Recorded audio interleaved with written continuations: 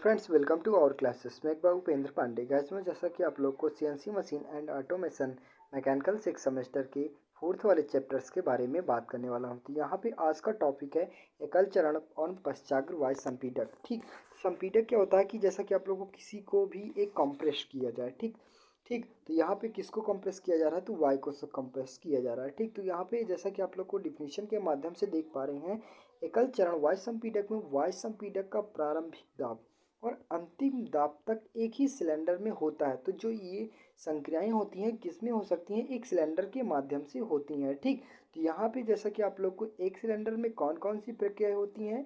एक चूसण हो गया, फिर उसके बाद आता है संपीडन, फिर उसके बाद विस्तार, फिर उसके बाद एग्जॉस्ट होता है। ठीक, एक संपीडक एक सिलेंडर में कितनी ऑपरेशन होती है? तो 4 ऑपरेशन होती है। ठीक, तो यहाँ पे जैसा कि आप लोग को इनके कौन कौन से अवयव होते हैं, तो एक सिलेंडर हो गया, फिर उसके बाद नेक्स्ट आता है पिस्टन होता है, फिर उसके बाद प्रवेश वाल्व होता है, फिर उसके बाद नेक्स्ट आता है स्थानांतरण वाल्व होता है, एक निकास वाल्व होता है। तो सिलेंडर में क्या होता है? पिस्टन को आगे पीछे रोटेट किया जाता है। ठीक, तो यहाँ पे नेक्स्ट आता है तो पिस्टन पिस्टन क्या होता है? सिलेंडर में ऊपर नीचे रोटेट करता है, जिसके माध्यम से हम क्या बोलते हैं, एक प्रकार से पश्चाग्र गति करता है। एक तो जिसकी किसको किया जाता है? तो वाई को संपीडन करने के लिए। ठीक, प्रवेश वाल्व क्या होता है? प्रवेश वाल्व में वाई को क्या किया जाता है? प्रवेश कराया जाता है सिलेंडर में। स्थानांतरण वाल्व क्या होता है? स्थानांतरण वाल्व जैसा कि एक प्रकार से हम बताते हैं कि वाई को क्या किया जाता है? फिक्स किया है, यानी स्थिर स्थिर करने के लिए हम स्थानांतरण वाल्व का उपयोग करते हैं। निकास वाल्व बची हुई गैसों को क्या करता है? वायु को क्या करते हैं? एग्जॉस्ट वाल्व के यानी निकास वाल्व के माध्यम से क्या करते हैं? बाहर निकालने के लिए हम निकास वाल्व का प्रयोग करते हैं। ठीक, तो यहाँ पे इस संपीडक की संरचना में पश्चाग्र गति, इस संपीडन में कौन सी संरचना होती है? तो पश्चाग्र गति संरचना से सामान्य करती है, तो सिलेंडर में व्यवस्थित होती है। ठीक, कौन सी संक्रियाएं होती है? तो पश्चाग्र गति, अग्राह्य और पश्चाग्र गति कहती, यानी आगे पीछे रोटेट होती हैं। तो इनमें कौन कौन से होते हैं? क्रैंक होता है और क्रैंक सॉफ्ट हो गया, और कनेक्टिंग रॉड के माध्यम से क्या होता है? सिलेंडर में ऊपर नीचे होता रहता है। ठीक, जब क्या होता है कि एक प्रकार से सिलेंडर को जब वाई को सिलेंडर में भेजा जाता है, तो क्या होता है? पिस्टन नीचे की ओर होता है, और क्या होता है? निकास वाल्व आपका बंद रहता है। ठीक, जब आपका निकास वाल्व खुला रहता है तो वो क्या होता है? निकास वाल्व खुला रहता है तो क्या बोलता है उसको? प्रवेश वाल्व बंद हो जाता है। ठीक, तो वहाँ पे आप लोग को जैसे कि आप लोग को वाई इनटेक हुई, ठीक आई, फिर क्या होता है? पिस्टन को नीचे ढकेल देता है। ठीक, और नीचे ढकेलने के बाद जो जब जब वाई को क्या होता है? कंप्रेस किया जाता है, यानी एक प्रकार से प्रेशर दिया जाता है। ठीक, यहाँ पे इस प्रकार से ये आपका एक पिस्टन हो गया। ठीक, और ये आपकी वाई हो गई। ठीक, यहाँ पे जब वाई को नीचे की ओर दिया तो अचानक एक बैग तो पिस्टन नीचे आएगा, फिर नीचे आया तो ऊपर जाएगा ना, तो पीछे क्या हो गया? वाई को कंप्रेस हो गया। कंप्रेस करने के बाद जब ऊपर आ जाते ही तुरंत जल जाती है। ठीक, जाते ही जल जाएगी, और जलने के बाद क्या हो गया? निकास वाल्व के माध्यम से क्या किया जाएगा? वाई को बाहर निकाल दिया जाएगा। ठीक, तो वही सब सारी संख्याएं दिखाई गई हैं। तो यहाँ पे आप लोग को देख लीजिए नेक्स्ट, और यहाँ पे लिख लीजिएगा सही ढंग से। नेक्स्ट टॉपिक आता है, तो जैसा कि आप लोग को आप केंद्रीय और अक्षीय संपीडक में अंतर क्या होता है। ठीक, मोस्ट इंपॉर्टेंट है एग्जाम के बेस पे। क्या होता है? ये क्वेश्चन हर में क्वेश्चन पूछा जाता है, लगभग 6 नंबर से पूछा जाता है हर बार। एक आप केंद्रीय हो गया, एक अक्षीय, और एक अग्राग्र और पश्चाग्र संपीडक क्या होता है। तो यहाँ पे आप केंद्रीय संपीडक क्या होता है और अक्षीय संपीडक में आप लोग को नेक्स्ट लेक्चर्स में बताया गया था। ठीक, आज मैं इसके बारे में अंतर्भावता पूछूंगा। जैसे कि आप लोग को देख पा रहे हैं, तो संपीडक यानी अपकेंद्री संपीडक में क्या होता है? इसका लंबवत अक्ष पर वर्क किया जाता है। ठीक, और इसमें क्या होता है? समांतर अक्ष पर कार्य करता है। ठीक, या अपेक्षाकृत कम होता है। जो इसका वजन होता है, ठीक, वजन एक प्रकार से हम बता सकते हैं यह अपेक्षाकृत कम होता है, और इसका उच्च होता है। ठीक, एक प्रकार से वजन भी हो जाती है, इसकी गति भी हो सकती है। ठीक, इसके ऊपर डिपेंड करती है। नेक्स्ट आती है आसानी से चालू हो जाता है। तो जो अपकेंद्रीय संपीडक होता है, इसको क्या कहते हैं? आसानी से हम एक रूप से विधिवत सही ढंग से चालू कर सकते हैं। जबकि अक्षीय संपीडक को क्या करते हैं कि आसानी से चालू नहीं कर सकता, क्योंकि ये अधिक खोरणीय होता है। ठीक, और ये अपकेंद्रीय संपीडक अग्राह्य पश्चाग्र करता है। नेक्स्ट आता है, तो यह एक चरण संपीडन के लिए आसानी होता है। तो ये क्या होता है? इसका उपयोग क्या किया जाता है? एक चरण संपीडन के लिए, यानी एक बार पिस्टन को आगे पीछे किया जाता है। ठीक, और इसमें क्या होता है? बहुचरण संपीडन के लिए प्रयोग किया जाता है, यानी पिस्टन को क्या किया जाएगा? कई बार उपयोग किया जाए, ठीक, वहाँ पे इसका प्रयोग कर जाता है। नेक्स्ट आता है तो अच्छे क्षेत्रफल की आवश्यकता होती है। जिसका क्षेत्रफल क्या होता है, जो इसका क्षेत्रफल अधिक होता है, ठीक, उसकी आवश्यकता होती है। इसमें कम क्षेत्रफल की आवश्यकता होती है। नेक्स्ट आता है गैस टरबाइन के लिए उपयोग किया जाता है। ठीक, तो इसका उपयोग अपकेंद्रीय संपीड़क का प्रयोग कहाँ किया जाता है, तो गैस टरबाइन के लिए प्रयोग किया जाता है। और अच्छी में क्या होता है, ये हवाई जहाज के लिए प्रयोग किया जाता है। ठीक, तो आई होप गाइस आप लोग को अपकेंद्रीय और अच्छे संपीड़क में अंतर लिखने के लिए बोल दिया जाएगा, तो आप लोग विधिवत सही ढंग से लिख लेंगे। ठीक, तो नेक्स्ट आता है तो घुमाव एवं पश्चाग्र संपीड़क। ठीक, तो यहाँ पे आप लोग को सिलेबस के अकॉर्डिंग सब चीज़ आप लोग को विधिवत सही ढंग से पढ़ाया जाता है। ठीक, क्योंकि यहाँ पे जितना सिलेबस में है, सिलेबस के अकॉर्डिंग आप लोग को लिखने के बाद सही रूप से बताया भी जाता है और समझाया भी जाता है।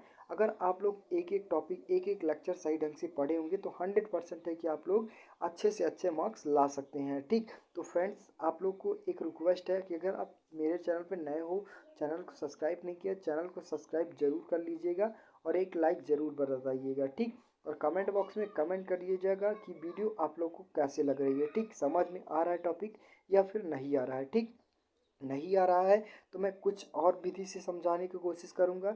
जब आप लोग कमेंट नहीं करोगे तो मैं कैसे जानूंगा कि आप लोग को समझ में आ रहा है या फिर नहीं आ रहा है। ठीक, तो यहाँ पे नेक्स्ट टॉपिक है घुमाव तथा पश्चाग्र संपीड़क। तो यहाँ पे क्या होता है, जो इसकी दाब होती है यानी इसकी प्रेशर क्या होती है, ये 1000 बार होती है। ठीक, और घुमाव में क्या होता है, इसका बार कितना होता है, 10 होता है। ठीक, तो नेक्स्ट आता है तो इसकी क्षमता कितनी होती है, 300 मीटर प्रति मिनट होती है। जबकि घुमाव वायु संपीड़क की कितनी क्षमता होती है, 3000 मीटर प्रति क्यूब मिनट होती है। ठीक, इसका कम वेग होता है।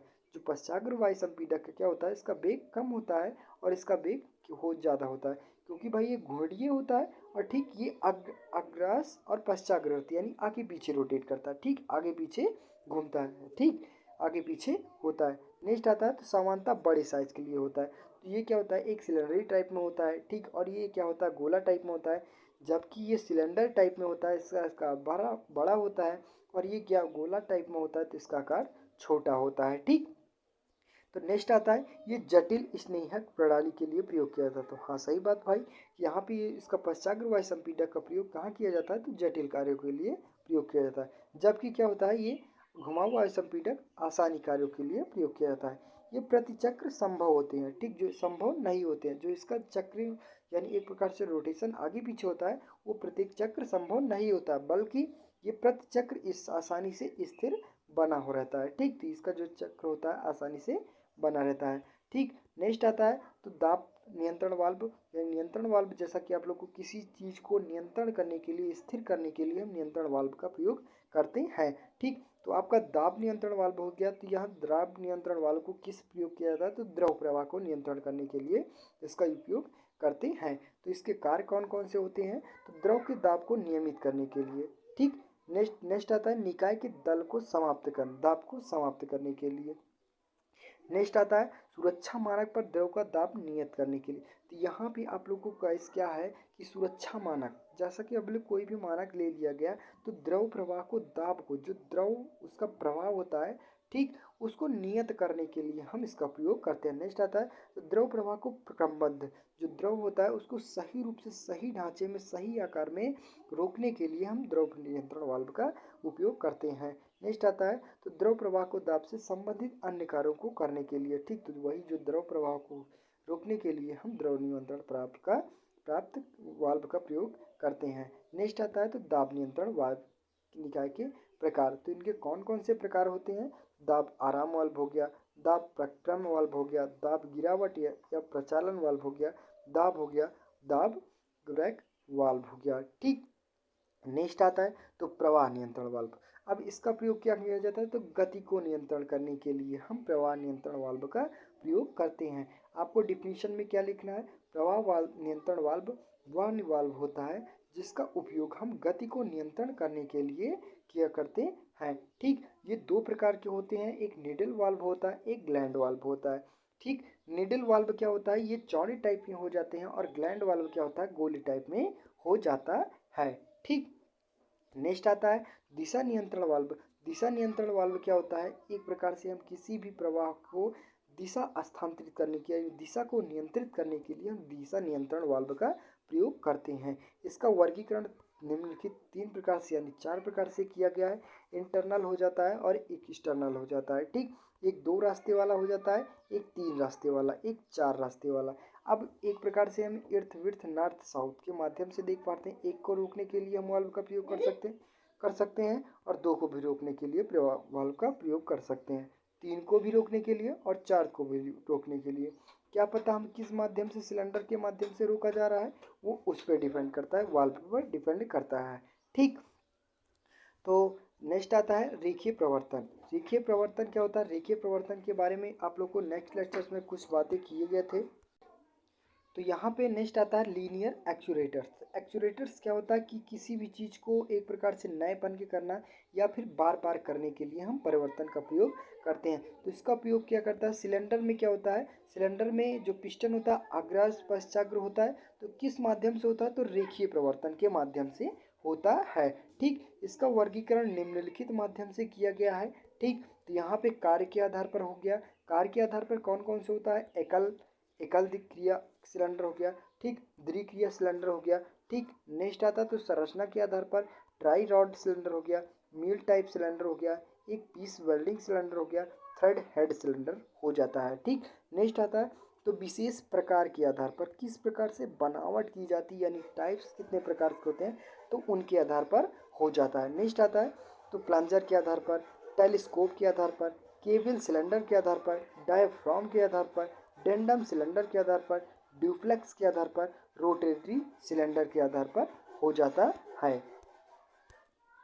ठीक, तो गाइस आप लोग को ये क्या करना है कि आप लोग को रेखीय प्रवर्तन क्या होता है, ठीक यहाँ पे जैसा कि आप लोग को बताया ही गया। ठीक, रेखीय प्रवर्तन क्या होता है, दिशा नियंत्रण वाल्व क्या होता है, प्रवाह नियंत्रण वाल्व क्या होता है, दाब नियंत्रण वाल्व क्या होता है, आप लोग को इसके बारे में सही ढंग से समझ लेना है, यानी आप लोग को समझ में आया गया होगा। तो बस गाइस आज के लिए इतना ही। अगर वीडियो अच्छी लगी हो, चैनल पर नए हो, चैनल को सब्सक्राइब कीजिए, ज़्यादा से ज़्यादा शेयर करने की कोशिश कीजिए। मिलते हैं नेक्स्ट वीडियो में, तब तक के लिए जय हिंद।